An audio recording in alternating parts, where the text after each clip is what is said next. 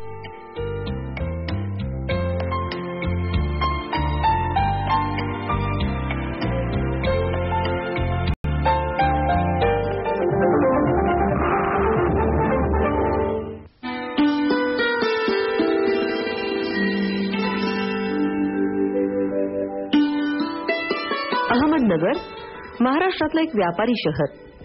आज या शहराचा तोंडावळा आधुनिक आहे खरा, पण 25 वर्षापूर्वी अहमदनगर एखाद्या खेडेगावासारखं होतं. मराठवाड्यातला एक तरुण डॉक्टर आई वडिलांच्या समाजसेवी वृत्तीचा वारसा आणि देशसेवेची स्वप्न घेऊन अंबेजोगाईहून अहमदनगरला आला. नगरच्या शासकीय रुग्णालयात वैद्यकीय अधिकारी म्हणून काम बघत असताना नगर जवळच्या आसपासच्या खेड्यांमध्ये नेत्रतज्ञ म्हणून त्यांनी अनेक नेत्र शिबिरं घेतली. ग्रामीण भागातल्या लोकांच्या व्यथा, त्यांना भेडसावणारं भयावह अंधत्व आणि आरोग्याबाबतची अनास्था हे सर्व या तरुण डॉक्टरच्या मनाला भेदलं. याचवेळी नगरवासियांशीही अतूट स्नेह जुळला होता आणि त्यांनी हे सगळं चित्र बदलायचं ठरवलं. हीच सुरुवात होती साई सूर्य नेत्र सेवा या संस्थेची.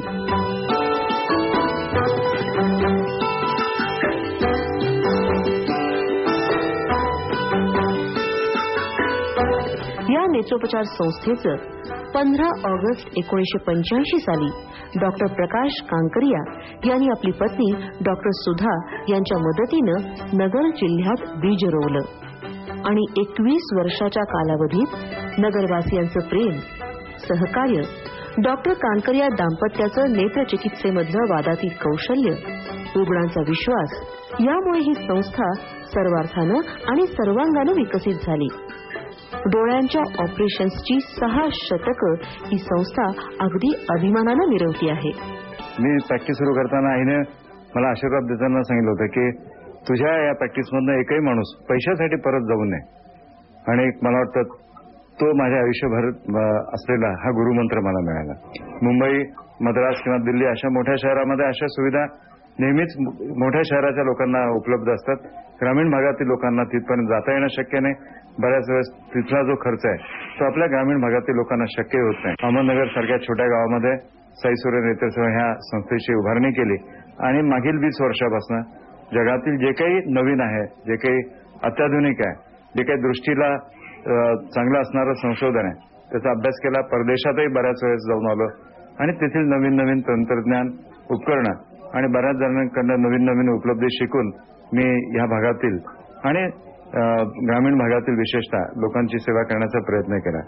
आज अहमदनगर सारख्या छोट्या गावामध्ये संपूर्ण भारतातनं आणि परदेशातनंही लोक इथे डोळ्यांच्या उपचारासाठी येतात.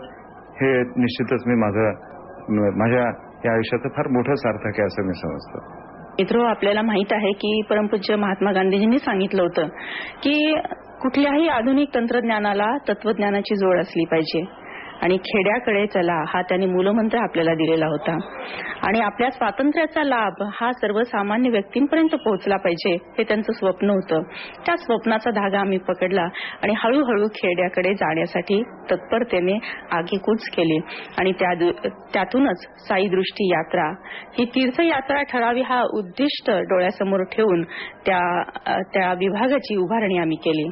साई दृष्टी यात्रा ही मोबाईल आय क्लिनिक आहे.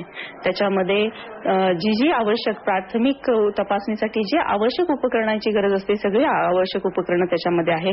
त्याच्यामध्ये आपण चष्म्याचा नंबर काढू शकतो, स्लिट लॅम्पवर विविध अभ्यास करू शकतो, त्याच्यात छोटे छोटे ऑपरेशनही करू शकतो आणि त्याच्यामध्ये डोळ्यामध्ये गेलेली फॉरेन बॉडी वगैरे वगैरे ती सुद्धा आपण काढू शकतो.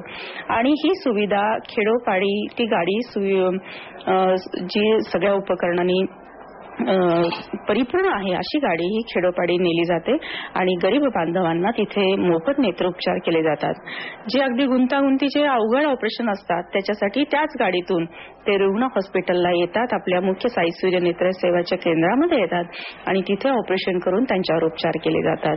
यापेक्षाही आणखी मला यातून पुढे जाऊन सांगावंसं वाटतं की चष्मा युवतींना असणं हा एक थोडासा सामाजिक प्रॉब्लेम आहे, प्रश्न आहे की युवतींना चष्मा असला की लग्नामध्ये अडथळा निर्माण होतो आणि त्यांच्यासाठी म्हणून आम्ही विवाह दृष्टी भेट योजना या नावाचे आम्ही शिबिर दरवर्षी घेतो. जागतिक महिला दिनाच्या निमित्ताने बहुतेक आणि आमच्या हॉस्पिटलच्या वर्धापन दिनाच्या दिवशी सुद्धा अशा प्रकारचं शिबिर आपण घेतो. त्यामध्ये युवतींची नजर निरोगी व्हावी, त्यांना चष्माविना नीट दिसावं, त्यांचं व्यक्तिमत्व भरून यावं आणि त्यांची कार्यक्षमता त्याच्यातून प्रगट व्हावी आणि भविष्य काळामध्ये त्यांच्या उर्वरित आयुष्यामुळे त्यांना चांगल्या संधी उपलब्ध होऊन द्याव्यात. मग संधी त्या विवाहाच्या दृष्टीने असतील, संधी व्यवसायाच्या दृष्टीने असतील किंवा संधी अनेक प्रकारच्या संधी जीवनामध्ये येत असतात. त्या संधी निर्माण करण्यासाठी, त्यांच्यामध्ये आत्मविश्वास निर्माण करण्यासाठी हा उपक्रम आम्ही घेतो आणि त्याला असा उत्तम असा प्रतिसाद आपल्याला मिळत आहे. खरं तर शरीरातील सर्वच अवयव महत्वाचे, पण त्यातही डोळ्यांना विशेष महत्व. कारण दृष्टीमुळेच आपल्याला जगण्याचा परिपूर्ण आनंद घेता येतो. या डोळ्यांचे आजार तसंच विकार आणि दोषही अति त्रासदायक ठरतात. साई सूर्य नेत्र सेवा या संस्थेतर्फे डोळ्यांच्या विविध आजारांवर उपचार होतातच, पण दृष्टीदोष असणाऱ्यांसाठी लेसर किरणांच्या सहाय्यानं शस्त्रक्रिया करणं यात डॉक्टर प्रकाश यांचा हातखंडा आहे. यावर्षी त्यांनी एका दिवसात अशा प्रकारच्या 142 शस्त्रक्रिया यशस्वी पद्धतीनं पार पाडल्या. त्यांचं कौतुक आणि अभिनंदन करायला अखिल भारतीय नेत्र संघटनेचे अध्यक्ष डॉक्टर अजित सिन्हा हे आवर्जून नगरला आले होते. या दिवशी वेगवेगळ्या वयोगटांच्या रुग्णांवर लेसर किरणांच्या सहाय्यानं शस्त्रक्रिया करण्यात आल्या. डोळ्यासारख्या नाजूक अवयवावर शस्त्रक्रिया करणं हे तसं नाजूक हाताचं कौशल्याचं काम असतं.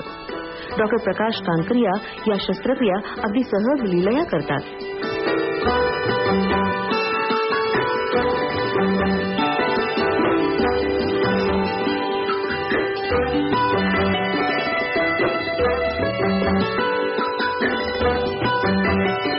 आपल्याला मिळणारं बहुतांशी ज्ञान हे आपण डोळ्यांनी घेत असतो.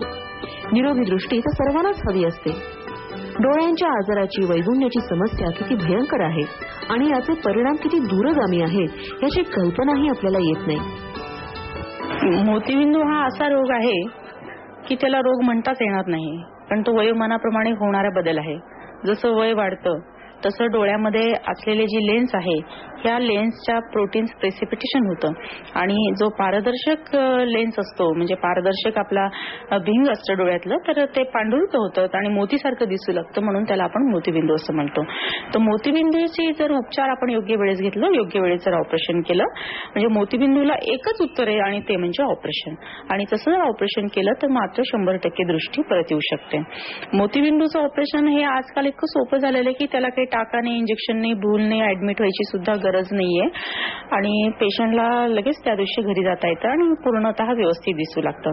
त्यानंतर आजकाल होणारे आजार म्हणजे डायबिटीस आहे आणि हायपरटेन्शन आहे. घरोघरी आपल्याला आज हे आजार पाहायला मिळतात.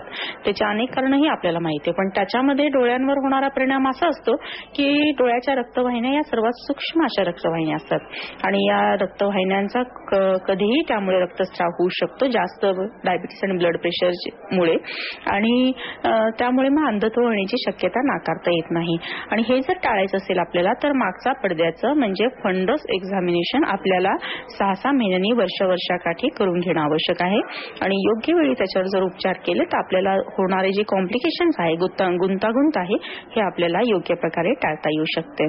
अशा अनेक प्रकारची जनजागरण आणि लोकशिक्षण याच्या माध्यमातून आपण या जनतेला सुजाण करण्याचं एक संकल्प केलेला आहे आणि महाराष्ट्रामध्ये खेडोपाड्यामध्ये जाऊन आपण याविषयीचं सर्व माहिती सगळ्या माध्यमातून देत असतो. या ऑपरेशनला सुरुवातीपासूनच उपस्थित असलेल्या अखिल भारतीय नेत्रतज्ञ संघटना प्रमुख डॉक्टर सिन्हानी डॉक्टर प्रकाश यांचं मनापासून कौतुक केलं. आपल्या भाषणात ते म्हणाले की 21व्या शतकात दृष्टी असणं ही काळाची गरज आहे. जगातील 20% अंधत्व भारतात आहे.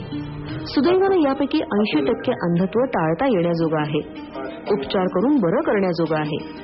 डॉक्टर कांकरिया तरुण, संवेदनशील आणि उत्साही आहेत.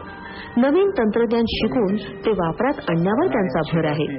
त्यांच्या इतक्या शस्त्रक्रिया खचितच कोणी केल्या असतील. ये संस्था आज 21वां वर्षगांठ है 20 वर्षों में कहां से कहां चल के आ गया है, शायद ये इस महानगरी के लोगों को नहीं मालूम होगा कि इस सेवा स्थल की